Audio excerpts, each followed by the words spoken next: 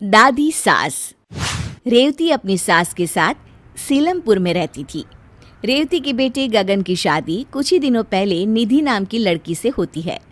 निधि एक दिन अपने पति गगन के साथ जा रही होती है। तभी वहां उसकी सास रेवती आ जाती है। रेवती देखती है कि निधि ने सर पे पल्लू नहीं रखा होता है। अरे ओ बहू, तुमने क्या ठेका लिया है हमारी इज्जत नीलाम करने का, जो बिना घूंघट के चले जा रही हो बाहर?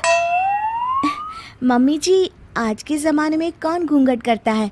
बहू, ज्यादा बहस मत करो, समझी? चुपचाप घूंघट करो। मम्मी जी, घूंघट में मुझे कुछ नहीं दिखेगा, कैसे चलूंगी मैं? कितनी परेशानी होगी। ओहो, बहाने तो देखो महारानी के। ठीक है, परेशानी होगी तो कोई जरूरत नहीं है बाहर जाने की, चुपचाप घर पर बैठ जाओ। तभी वहां रेवती की सास आ जाती है। अरे क्या शोर मचा रखा है सुबह से रेवती?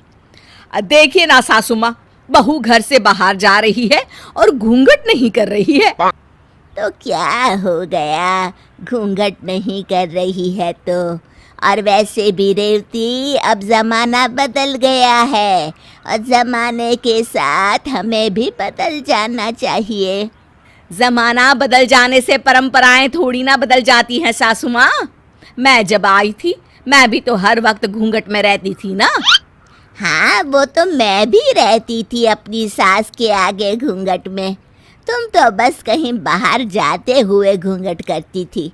मैं तो खाना बनाते हुए भी घूंघट में ही रहती थी। पता है कितनी तकलीफ होती थी।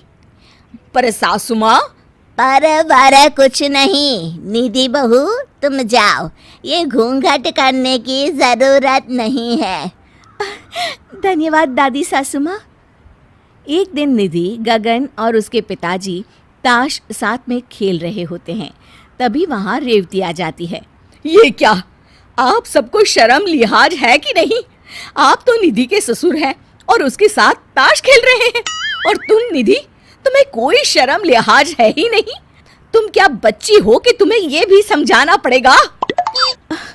मुझे माफ कर दीजिए मम्मी जी। चलो जाओ अपने कमरे में। एक मिनट, कोई कहीं नहीं जाएगा बहू। पर सासू माँ, ये कोई अच्छी बात तो नहीं है ना? क्यों, क्या खराबी है? अगर पूरा परिवार मिलकर हंसी ठिठोली करता है तो मैं तो कहती हूँ कि तुम भी आ जाओ और खेलो हमारे साथ। नहीं, मुझे नहीं आना। रेवती वहां से नाराज होकर चली जाती है। वो मन में सोचती है, ये सासू माँ तो मुझे सास बनने ही नहीं देगी। ऐसे तो निधि मेरी इज्जत कभी नहीं करेगी। रेवती अपनी सास के पास जाती है। सासू माँ, आप तो मुझे सास बनने ही नहीं दे रही हैं। आपको ही अगर सारे फैसले लेने हैं तो बहू तो मेरी इज्जत कभी नहीं करेगी। दादी सास बड़ी ही शांति से मुस्कुराकर जवाब देती हैं। ठीक है बहू, तू आज से सास बन जा अपनी बहू की। मैं कुछ नहीं कहूँगी आज से, ठीक है? रेवती ये सुनकर खुश हो जाती है और निधि के पास जाती है। सुनो बहू, आज से तुम्हें नौकरी पर जाने की कोई जरूरत नहीं है। पर मम्मी जी, दादी सास ने तो कहा था कि... तुम्हारी सास मैं हूँ बहू, तो तुम वो मानो जो मैं कह रही हूँ, समझी? कोई जरूरत नहीं है कल से काम पर जाने की। रेवती वहां से चली जाती है और निधि ये सुनकर दुखी हो जाती है। दादी सास ये सब देख रही होती हैं और उन्हें एक तरकीब सूझती है। रेवती बहू, कहाँ जा रही हो? सासू माँ, वो महिला अध्यक्षा की मीटिंग में जा रही हूँ। कोई जरूरत नहीं है जाने की। पर क्यों सासू माँ? मैं तो महिला अध्यक्ष की सदस्य हूँ और मेरा जाना बहुत जरूरी है। हाँ, पर मैं तुम्हारी सास हूँ और मैंने कह दिया ना कि कहीं नहीं जाओगी तुम।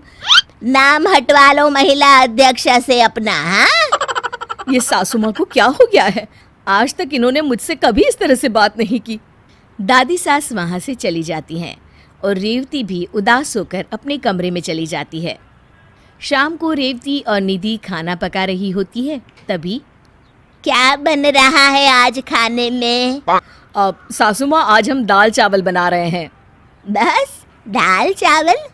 आज दाल चावल नहीं पकेंगे। आज तुम घिया के कोफ्ते और साथ में भिंडी की सब्जी और गरम गरम रोटी बनाओ। अरे लेकिन सासू माँ, दाल तो मैंने चढ़ा दी है। तो दाल वापस उतारी भी तो जा सकती है ना बहू। हमारे यहाँ किसी चीज की कमी है क्या जो सिर्फ दाल चावल बन रहे हैं? तुम भी ना रेवती काम चोर हो गई हो बिल्कुल। सासू माँ, आपने मुझे कामचोर बोला? रेवती के आंख में आंसू आ जाते हैं। हाँ बोला कामचोर, तो इसमें झूठ क्या बोला?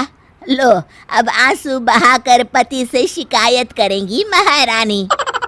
रेवती रोते हुए अपने कमरे में चली जाती है। सुनिए जी, आप सासू माँ से बात कीजिए, पता नहीं उन्हें क्या हो गया है। मेरी बहू के सामने मेरी आज उन्होंने इतनी बेइज्जती की है, क्या बताओ। तभी वहां दादी सास आ जाती हैं और मुस्कुराकर फिर नाटक करने लग जाती हैं। लो और सुनो, देखा सच कहा था ना मैंने कि मेरे बेटे से शिकायत करने जाएगी।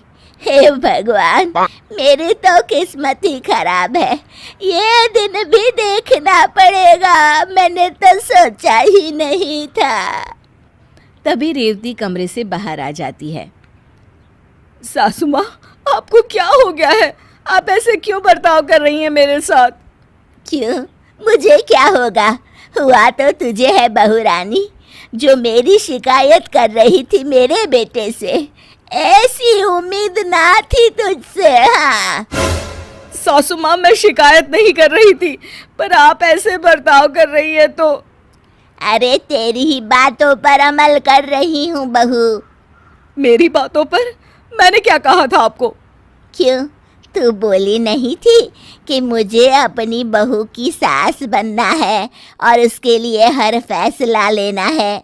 तो मैंने सोचा मैं भी अपनी बहू की सास बन जाऊं और उसके लिए फैसले लेना शुरू कर दूं। रेवती को अपनी बात याद आती है और उसे अपनी गलती का एहसास होता है। अपनी आज़ादी सबको प्यारी होती है बहू। मैंने कभी तेरे साथ कोई ऐसा बर्ताव नहीं किया जिससे तुझे कोई दुख हो, पर तू सास बनकर अपनी बहू पर हुक्म चलाना चाहती है और खुद तेरे साथ वैसा सुलूक हुआ तो रोने लगी। आप ठीक कह रही हैं सासू माँ, मुझसे गलती हो गई। मैं अपनी बहू को बेटी बनाकर रखूंगी, जैसे आपने मुझे बेटी बनाकर रखा है।